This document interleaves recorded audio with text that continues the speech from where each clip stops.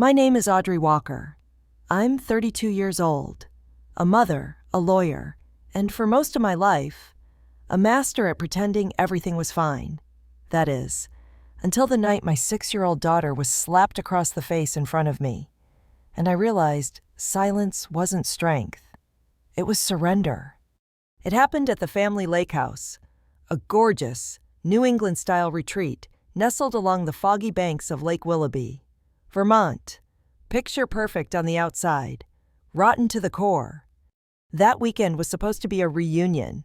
My parents' idea, Eleanor and Howard Walker, New England royalty in their own right. She, a professor of ethics at Dartmouth. He, a decorated Air Force colonel turned policy advisor. They looked like the American dream and believed they embodied it. They also hated the fact that I had divorced Derek. Ah yes, Derek Lawson, corporate litigator, Ivy League smile, family man of the year facade, the man my parents still called the best thing that ever happened to me, even after he grabbed me by the jaw and whispered that I was nothing without him, even after he nearly fractured my wrist in front of our daughter when she was only 3. But to my parents, his ambition outweighed his violence. To them, I was emotional, reactive, overly sensitive. So, when Eleanor invited Derek to this reunion, she said it was for Lily's sake. But let's be clear, it was for optics. It was always about the narrative with my parents, how things looked, not how they felt. That evening, we sat down for dinner, mahogany table, crystal wine glasses, perfectly ironed napkins, a setting so stiff it felt like a stage. Lily, sweet, wide-eyed, too smart for her age Lily, tried to bring a little joy into that cold dining room. She started quietly humming Jingle Bells. In July. I smiled. She was just trying to lighten the mood, to make the grown-ups less terrifying. Derek didn't smile. He said her name once, low and sharp, Lily. She paused, looked at me. I gave her a reassuring nod, but she went silent, until 10 seconds later. She whispered the next line under her breath. Then it happened. Derek reached across the table fast, precise, and slapped her across the cheek. The sound was so sharp it seemed to silence the room. Her head jerked to the side. My fork dropped. My pulse spiked. She didn't cry, not immediately. She just stared at him, stunned. So did I. What the hell was that? I snapped, already halfway to standing. She needs discipline, Derek replied coolly, shaking his napkin out like nothing happened. She was being disrespectful. Disrespectful. A 6-year-old singing Christmas songs. And then came the worst part. My father grunted. He's right. Audrey, she needs to learn boundaries. You were too soft on her. My mother. She didn't even blink. She just took another sip of her Cabernet and murmured, "That's how we raised you. And you turned out all right." All right. Is that what they thought? That I turned out all right? Was crying myself to sleep all right? Was marrying a man just like my father and having to run for my life with a baby in tow all right? I scooped Lily into my arms and walked straight upstairs. My hands were shaking, not with fear, but with fury. I held her close in the guest bedroom, whispering lullabies to her while she finally let the sobs come. And in that moment, as I felt her warm tears soak through my blouse, I remembered my own at her age, standing in the same house, being told I was too dramatic when I said I was scared of Dad's voice when it boomed through the walls. They said that trauma wasn't real, that I had imagined things. But I was done imagining. I was done obeying. I was done being the daughter they raised to be silent. That night, while Lily slept, I went into the walk-in closet and opened my old childhood trunk. It still smelled like cedar and lavender. Inside were remnants of a girl who once believed her parents would love her if she was just good enough.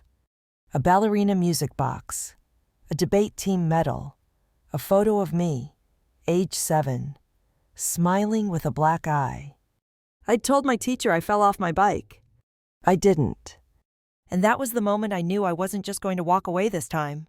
No, this time, I was going to burn the whole thing down. But if you think that slap was the beginning, you should hear how it all started.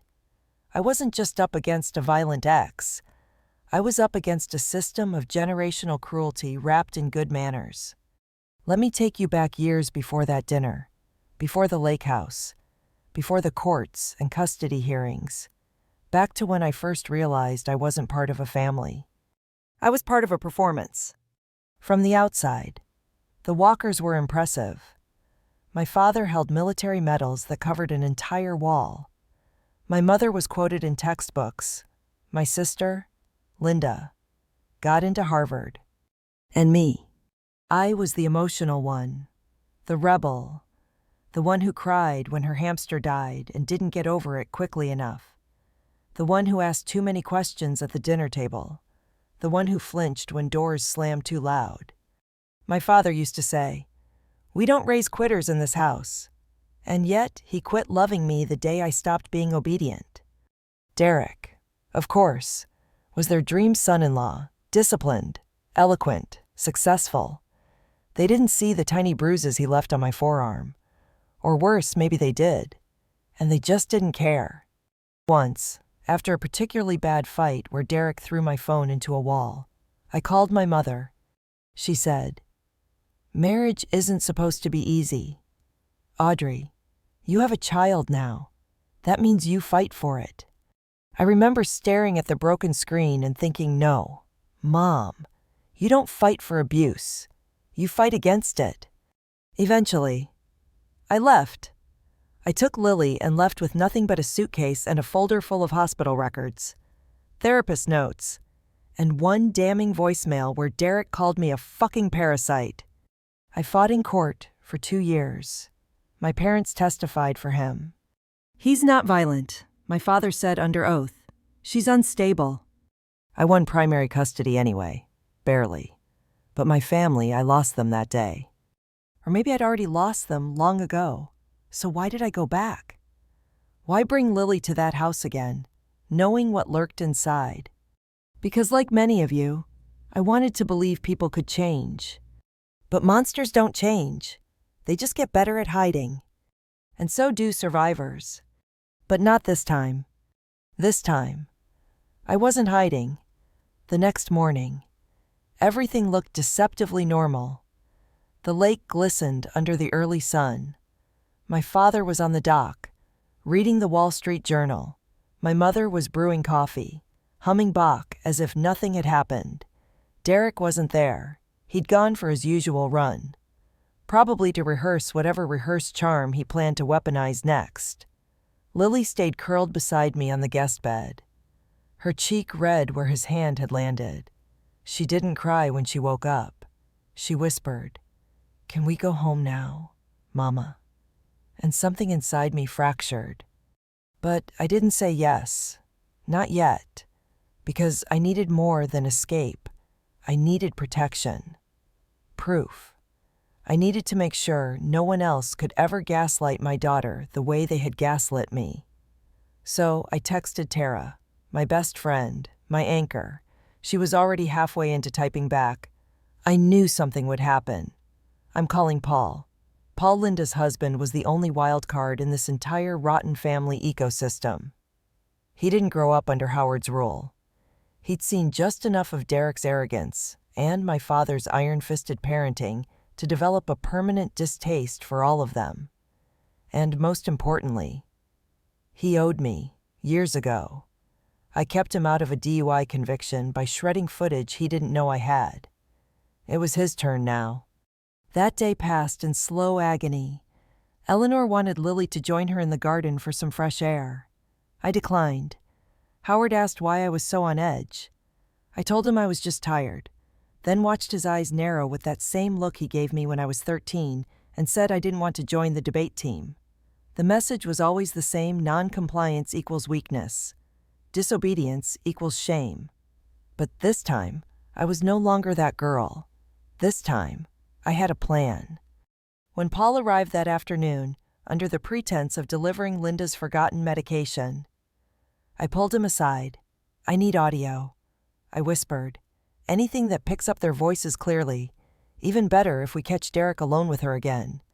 He nodded grimly, reached into his messenger bag, and handed me a tiny lapel mic with an SD slot. "It records up to 10 hours. Put it on Lily's necklace. I'll monitor from my car." My hands trembled not with fear, but with resolve. I clipped the mic behind Lily's favorite blue pendant, the one shaped like a little heart. She asked if it was a magic stone. I said yes. "It keeps you safe, sweetheart." At dinner that night, the performance resumed. Derek acted like nothing had happened. He complimented Eleanor's soup, told a story about a funny client who didn't know the difference between murder and manslaughter. My father laughed like he was proud to have such a brilliant ex-son-in-law back at the table. Linda was notably silent, eyes flicking between me and Paul. I suspected she knew.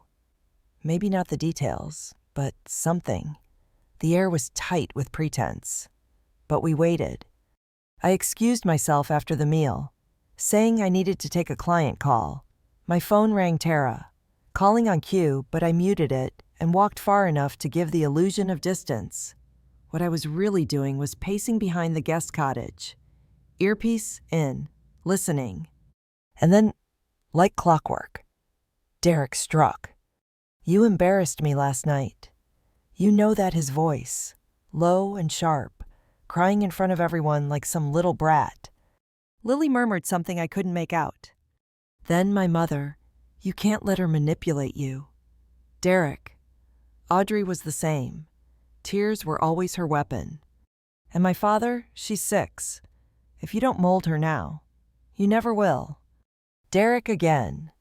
"Maybe she needs a real consequence. A week without her iPad didn't work. What about a cold shower next time?" My entire body stiffened. I bit my lips so hard I tasted blood. And then Lily's tiny voice, "Mama says, I don't have to be scared."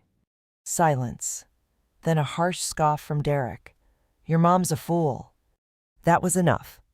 I marched straight back into the house, grabbed Lily, looked each one of them in the eye, and said, "We're done here." Howard stood up. "Audrey, don't be ridiculous." I cut him off. "Touch my child again, and I swear to God you'll need more than a lawyer. You'll need a miracle." Derek sneered, always so dramatic. Eleanor sighed. "If you walk out now, don't bother coming back."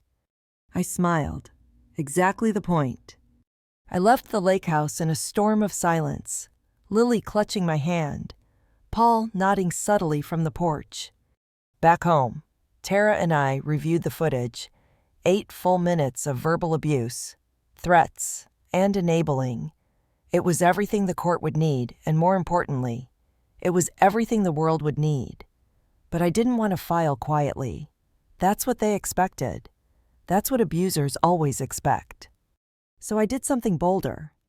With Tara's help, we created a channel, Justice for Lily. No names, no faces, just audio, just truth. We uploaded the clip, layered with closed captions and a black screen that read, "This is what abuse sounds like when you dress it in manners." Within 24 hours, it had 250,000 views. By day 3, 2.3 million. Mothers flooded the comments. "This is my story. I thought I was the only one. Thank you." A national parenting blog picked it up. Then a lawyer I once interned for called me and said, "I don't know who you just took on, but damn, Audrey, you made it impossible for them to hide." And just like that, the lake house lost its silence. My father's friends started whispering. Derek's firm put him on administrative leave. Eleanor's lectures at the university were canceled indefinitely. Linda blocked me on everything. I didn't care. But what mattered most, what made everything worth it, was Lily. She started singing again. In the car, in the shower, loudly and proudly. And for the first time in 6 years, I didn't feel the need to tell her to be quiet. I thought the worst was behind me. I thought exposing their words, their casual cruelty, would be enough to make them back off. But I was wrong, because power never surrenders quietly, especially not the kind that thrives on appearance, legacy, and generational control. The video went viral, sure, but it also drew the one kind of attention I hadn't anticipated: dangerous attention. It wasn't just strangers commenting or sharing anymore. It was colleagues from Derek's firm, alumni from my father's military network, students of my mother's who felt betrayed. They didn't ask if the story was true.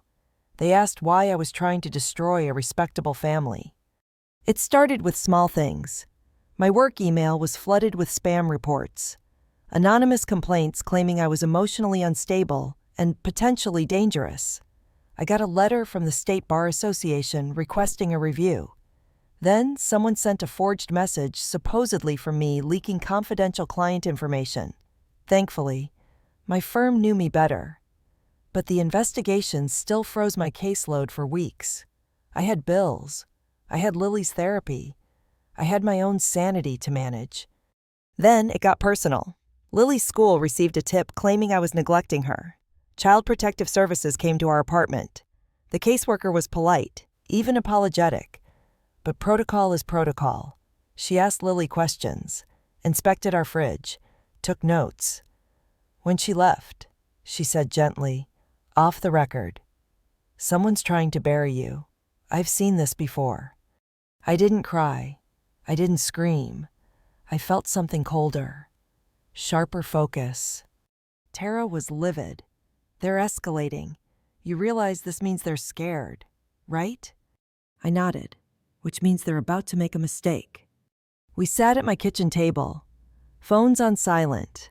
As we mapped it out, Paul joined us via video call. He looked exhausted. Linda knows I helped. She's not talking to me. Eleanor emailed her contacts at the university to investigate possible internal threats. My tenure committee's stalling my promotion. He didn't say it like he blamed me.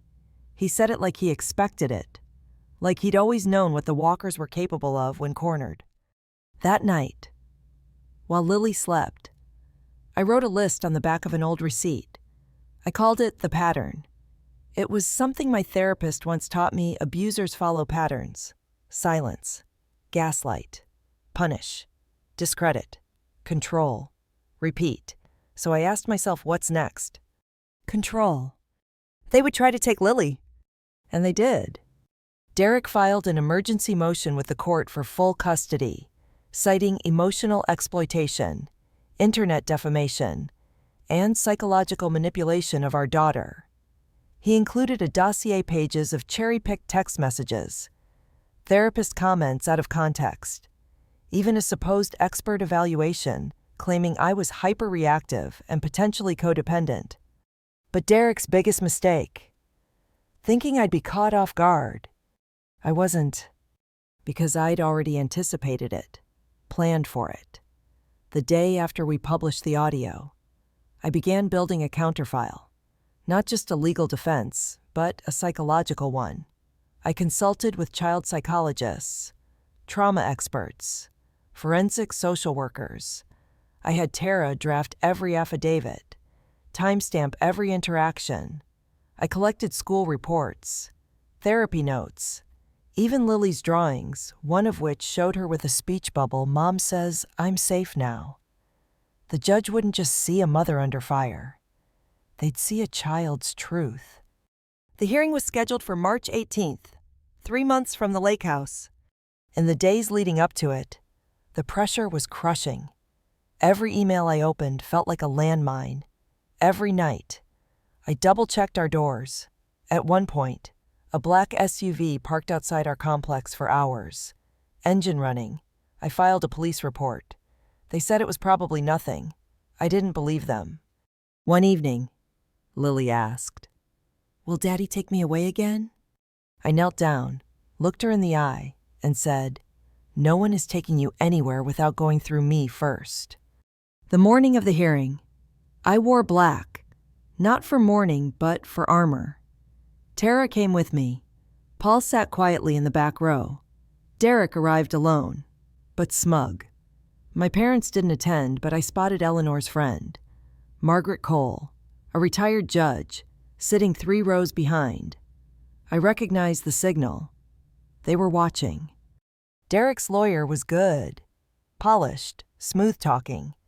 She framed the video release as reckless exposure of a child's identity, twisted my actions into online vigilantism, and described me as a woman weaponizing motherhood for revenge. When it was my turn, I didn't cry. I didn't even raise my voice. I simply said, "Your Honor, I'm not here to prove I'm a perfect mother. I'm here to prove that I'm the only one in this room who listened when a 6-year-old said she was afraid." Then I played the clip, not just the original audio, but a side-by-side version with a transcript, therapist annotation, and a short statement from Lily's school counselor. The courtroom fell silent. The judge leaned forward. "Ms. Walker, did you alter this in any way?" "No, Your Honor, but they've tried to alter everything else." My voice didn't shake. My heart was pounding. Yes, but for the first time, it wasn't from fear. It was from purpose. Derek's expression changed. He wasn't smug anymore. He looked cornered. The judge requested a recess. When we returned, the room was quieter, colder. And then the ruling came. Primary custody remains with Ms. Walker. Mr. Lawson is to undergo psychiatric evaluation and parenting courses prior to any further visitation consideration. Motion for custody denied. Court adjourned. It was over. Or so I thought. Because just when the war seemed won, an envelope arrived, no return address. Inside was a flash drive and a note. Just 6 words. "We're not done with you yet." The flash drive sat on my desk like a loaded gun. No label, no fingerprints, just that chilling note. "We're not done with you yet." I stared at it for hours, my mind cycling through every possibility. Was it another bluff, a threat, a trap? Or was it something worse? Something real? Eventually, curiosity overruled fear. I plugged it into my old laptop, one not connected to any network.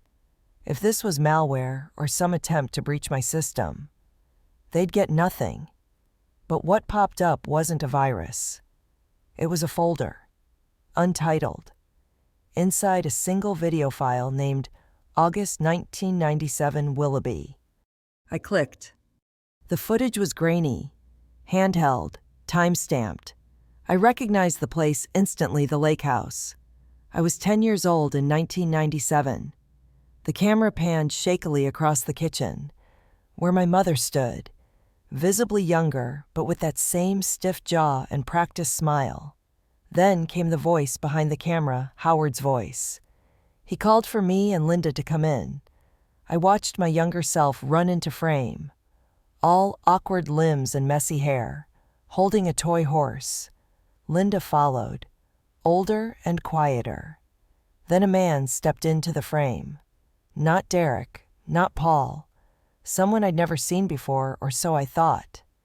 He looked about 25. Black slacks, dress shirt, clean cut, charming. And then my heart stopped, because his face was familiar. Too familiar. He looked like Derek, but younger.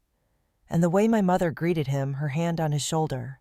Too long, too warm, and the way Howard's tone shifted from stiff to deferential. Something wasn't right. The video skipped. Next frame, me and Linda sitting at the table, coloring.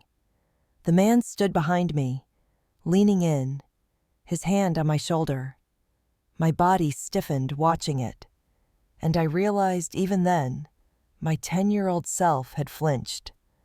My mother's voice came from off-screen. "She's sensitive. Don't overwhelm her." The man laughed. "I'm just saying hi." The video cut off. That was it, just 2 minutes and 37 seconds, no explanation, no names. But it was enough. I called Tara immediately. She came over with her tablet. Forensic tools. Everything. He looks just like Derek. I told her, but it's not him. It can't be.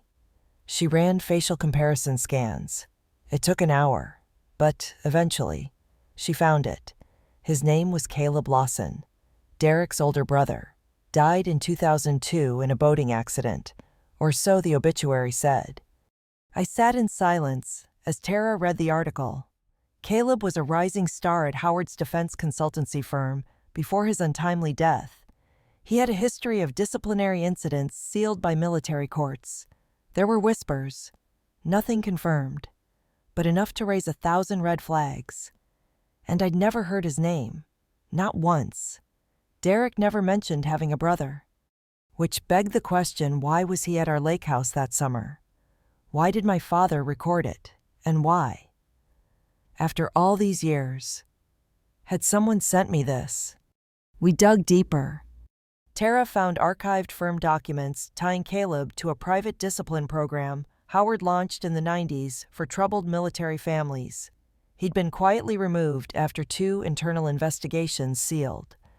Of course, but we traced the paper trail through a disgruntled whistleblower. Now retired in Arizona, I called him, introduced myself as Audrey Walker. His tone changed immediately. "You're Howard's daughter?" he asked, cautious.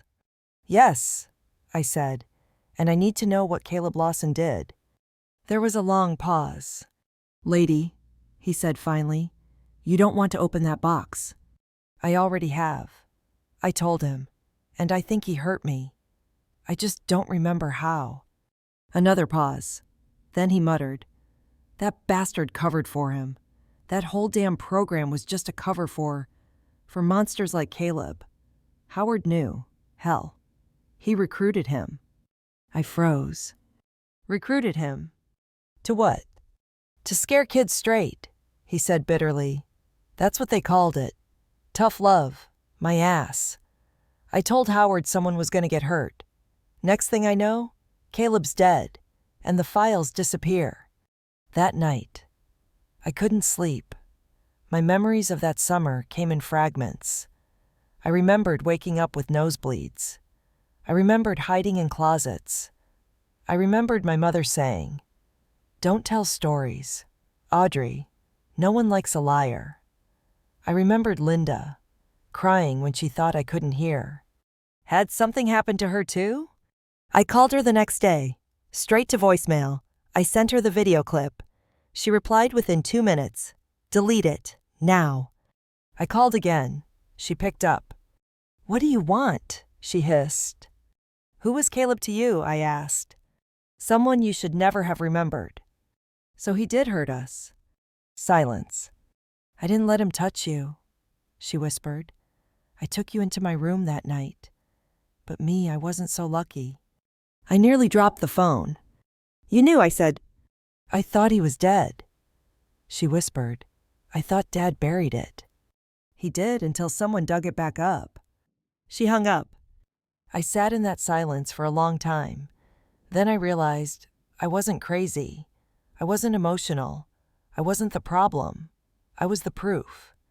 They had always feared me remembering. That's why they gaslit me. That's why they tried to break me. That's why they supported Derek. Not because he was good, but because he was familiar. Because he carried the same darkness, the same blood. Howard didn't just tolerate monsters, he made them. And now, I had evidence. The footage, the witness, the pattern. But I couldn't just go public, not yet. Because if I exposed this, it wouldn't just bring down my father. It would burn the entire legacy. My mother's career. My sister's silence.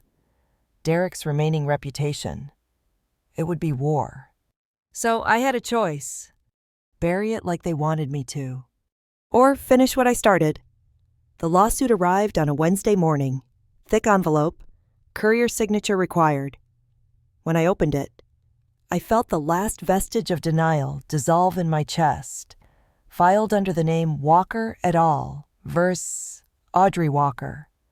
The petition accused me of defamation, emotional manipulation, and endangerment of a minor's psychological well-being. The minor, my own daughter. The plaintiffs, Derek, and my parents, Eleanor and Howard. Together, unified, a front of polished cruelty dressed as concerned elders. I sat motionless on the floor of my living room, Lily humming in the background as she drew ponies on construction paper. The absurdity of it all struck me like a punch to the gut. They weren't just trying to discredit me anymore. They were rewriting the narrative entirely. This wasn't about protecting a child. It was about punishing a woman who dared to speak. It was about ensuring that if I tried to set fire to the house of lies they built, they'd brand me as the arsonist. I called Tara. She didn't even say hello. They did it, didn't they? Yeah, I said, and they're doing it loud. Paul offered to go public with his own story, how he'd witnessed my family's silence, how he'd helped record the audio, how Linda had admitted, in private, to years of complicity. But I told him no. I needed something more, something irreversible, not just a defense, a reckoning. For days, I reviewed the documents over and over. Their language was surgical. They accused without naming, blamed without detail. They knew what they were doing. They were creating a smokescreen, not just for the court, but for the public. If this made headlines, which it was designed to, the story wouldn't be mother protects daughter from abuse. It would be estranged daughter accuses respected family in online stunt. Perception was their currency, reputation their religion, and I was their heretic. So I made a decision. No more defense, no more controlled reveals, no more pieces. It was time to drop the whole damn truth at once. I contacted a journalist I once worked with pro bono, a woman named Jaya Kapoor, hard-hitting, no nonsense, someone with just enough rage in her to recognize justice when it gasped for air. I sent her everything, the flash drive, the court filings, the transcript of my call with the Arizona whistleblower. And one more thing, my own written statement, signed, dated, and unapologetic. I am the daughter of two people who believed legacy was more important than truth. I am the sister of a woman who suffered and chose silence. I am the ex-wife of a man they endorsed, enabled, and protected. I am the mother of a child they tried to reshape in their image. And I am done. Jaya didn't hesitate. Within 72 hours, the exposé went live on her investigative blog. No clickbait, no frills, just facts, titled The Walker Doctrine Discipline, Silence, and the Hidden History of a Respected Military Family. It spread like wildfire. Former students of Eleanor wrote in. Ex-employees of Howard's firm left anonymous tips. A former judge who'd presided over my custody case emailed Tara privately, saying she regretted believing my parents back then. But with the spotlight came risk. I got threats. Liar. Ungrateful brat. You're destroying your own blood. One voicemail simply said, "You don't survive people like them." But I didn't flinch, because I already had. And I truly knew what was coming next. They would try one final tactic. Guilt. They would send someone I still loved. And they did. It was Linda. She showed up at my door in the rain, clutching an umbrella like a white flag. I let her in, mostly out of caution, partly out of curiosity. She looked smaller than I remembered, tired, hollow. "You've really done it," she said softly, settling onto my couch. "You lit the whole house on fire."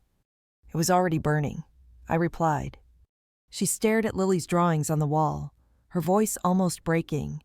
"He threatened me, too.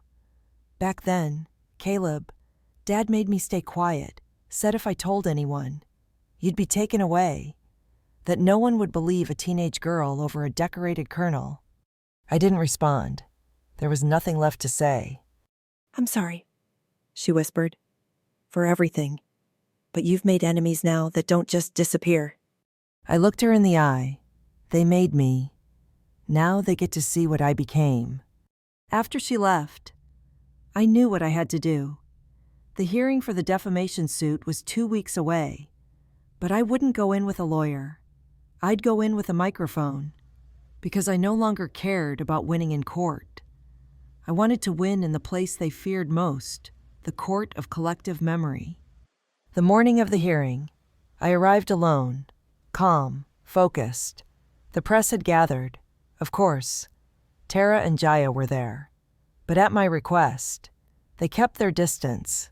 I stood before the judge and said, "Clearly, I waive representation. I'd like to make a statement." He hesitated, then nodded. I told the story not as a victim, not as a daughter, but as a witness. I laid it bare: the grooming, the silence, the systemic cover-up, the generational rot. I played the footage, shared the audio, read my daughter's words aloud. And when I finished, the courtroom was silent. Not in shame, not in shock. In recognition? Because even if they didn't live my story, they knew stories like it, and that's what broke the cycle. The lawsuit was dismissed for lack of merit, but more importantly, the narrative was shattered. Howard resigned from every board he sat on. Eleanor retired from teaching. Derek quietly moved out of state. And me, I bought a home in Oregon, by a quiet river. No lake house, no echoes, just peace. Lily thrives now. She sings freely, she laughs loudly, and every time I watch her run across the yard, wind in her hair, I remember who I became for her. I didn't just survive them. I ended them. Sometimes. Legacy isn't what we inherit, it's what we destroy. So something better can grow in its place. And if you've ever been made to feel like your truth doesn't matter, let me say this as clearly as I can. Your voice is not too loud. It's just too honest for people used to silence.